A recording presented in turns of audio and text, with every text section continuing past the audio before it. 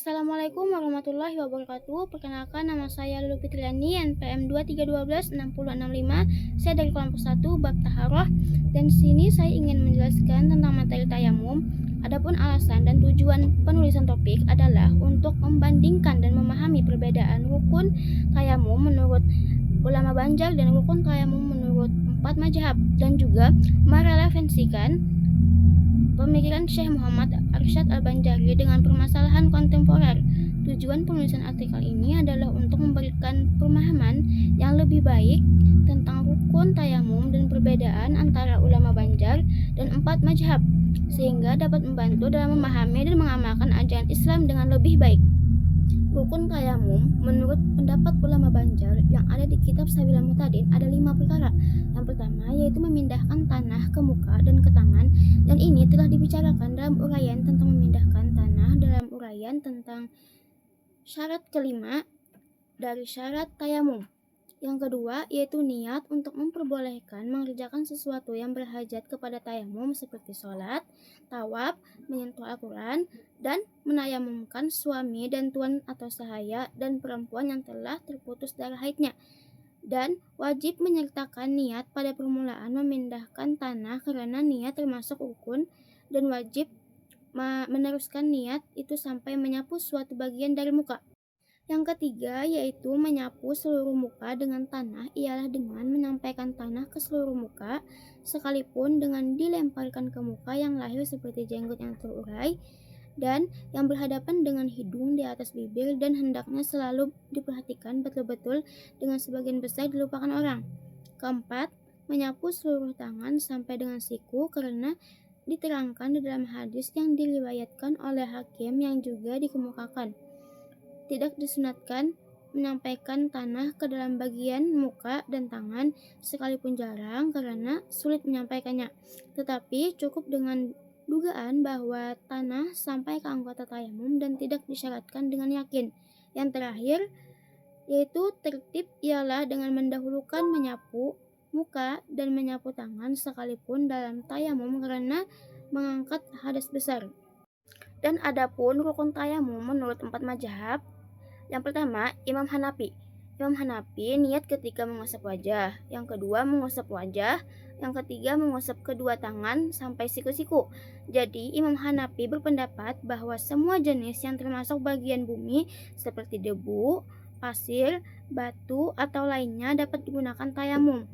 Nah, belum juga mewajibkan niat di dalam tayamum karena zatiyah dan debu tidak dapat mensucikan sehingga butuh penguat yaitu niat. Dan yang kedua, menurut Imam Maliki yaitu niat mengusap wajah sampai rata, mengusap tangan sampai pergelangan tangan, dan mualah atau terus menerus. Jadi menurut Imam Maliki berpendapat bahwa tayamum tidak bisa menghilangkan hadas sehingga tidak boleh diniati, dan tayamum sekali hanya bisa dipakai untuk sholat fardu sekali dan sholat sunnah beberapa kali. Dan yang ketiga, menurut Imam Syafi'i, niat pada saat mengambil wudhu sampai mengusap sebagian wajah, mengusap wajah sampai rata, mengusap tangan sampai siku-siku. Tartib yaitu mendahulukan anggota badan yang seharusnya berada di awal dan mengakhirkan anggota yang seharusnya di akhir. Imam Syafi'i tidak memperbolehkan diniati untuk menghilangkan hadas karena tayamum tidak dapat menghilangkan hadas, hanya saja lantaran tayamum imam diperbolehkan melakukan hal-hal yang sebelumnya dilarang seperti sholat. Dan satu, tayamum hanya boleh digunakan untuk satu sholat dan beberapa sholat sunnah.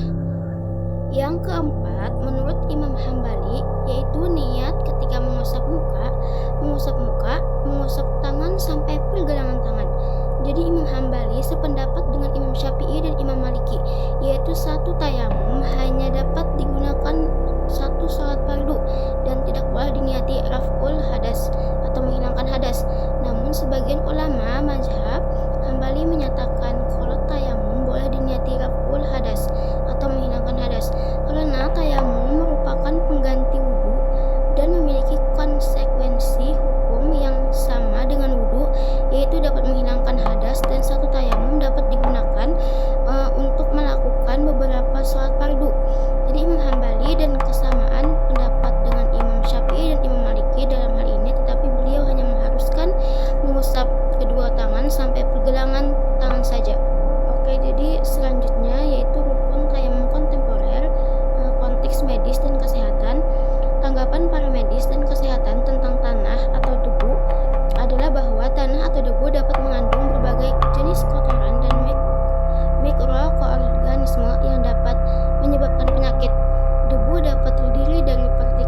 hal kecil yang dapat dihirup dan menyebabkan masalah kesehatan seperti alergi, asma, dan infeksi.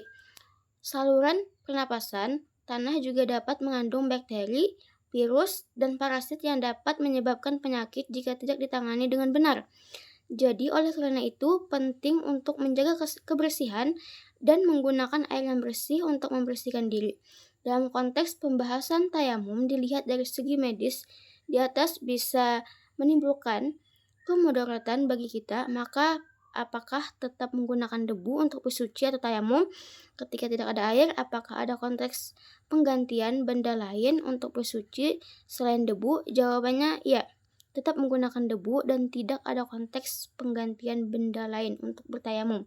Karena berdasarkan pembahasan Syekh Muhammad Arsyad Al-Banjari dalam kitab Sabilul Muhtadin, ialah alat yang digunakan dalam bertayamum adalah tanah sebagaimana diterangkan Allah dalam firman-Nya, yaitu Bismillahirrahmanirrahim, fatayammamu sha'idan thayyiban. Jadi artinya maka bertayamumlah dengan tanah. Itu Al-Maidah ayat 6. Jadi kesimpulannya, rukun tayamum menurut Syekh Muhammad Arsyad Al-Banjari itu memindahkan tanah ke muka dan tangan, niat memindahkan tanah hingga menyapu sebagian muka, menyapu seluruh muka dan tangan sampai siku dengan tanah dilaksanakan secara tertib. Rukun tayamum menurut 4 mazhab Imam Hanafi, niat mengusap wajah dan mengusap tangan sampai siku. Imam Maliki niat mengusap wajah, mengusap tangan sampai pergelangan tangan dan mualah. Menurut Imam Syafi'i niat mengusap wajah, mengusap tangan sampai siku-siku dan tertib. Dan yang terakhir menurut Imam Hambali niat mengusap muka dan mengusap tangan sampai pergelangan tangan. Nah, jadi sekian dulu materi yang saya sampaikan. Wassalamualaikum warahmatullahi wabarakatuh.